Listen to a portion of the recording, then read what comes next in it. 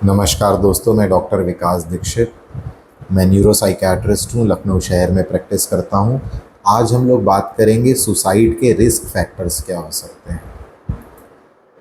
First and foremost जो सबसे common risk factor होता है वो होता है मेंटल इलनेस। किसी भी प्रकार की मानसिक बीमारी, उदाहरण के लिए किसी को डिप्रेशन की बीमारी है, एंजाइटी की बीमारी है, बाइपोलर मूड डिसऑर्डर है, स्किज़ोफ्रेनिया की बीमारी है, यही नहीं सब्सटेंस यूज़, नशे की कोई आदत है या बीमारी है, तो ये सारे बहुत बड़े रिस्क फैक्टर्स जो है वो होते हैं सुसाइड के बारे में।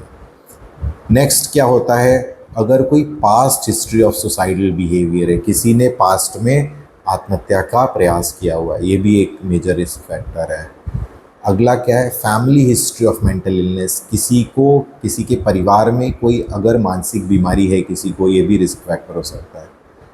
अगला हो सकता है फैमिली हिस्ट्री ऑफ सुसाइड, किसी के परिवार में अगर किसी ने आत्महत्या की हुई है तो भी ये एक जेनेटिक फैक्टर होता है, ये भी एक बहुत मेजर रिस्क फैक्टर हो सकता है।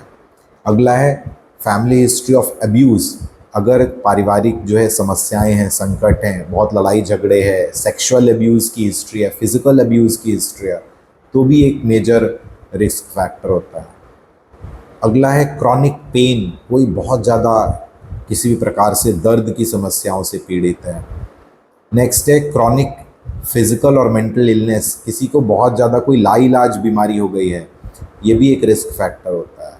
एक्सेस टू लीथल वेपन्स, कोई हार्मफुल चीज़ें जैसे कि गन है, बंदूक वगैरह उसके पास में है, रोप वगैरह है, शार्प ऑब्जेक्ट्स उसके पास में है, तो access to lethal harmful poisonous substances, अगर इसका एक्सेस उसके पास में है तो ये भी एक मेजर रिस्क फैक्टर हो सकता है।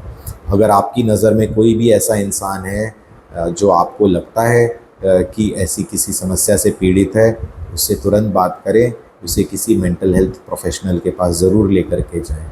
नमस्कार दोस्तों।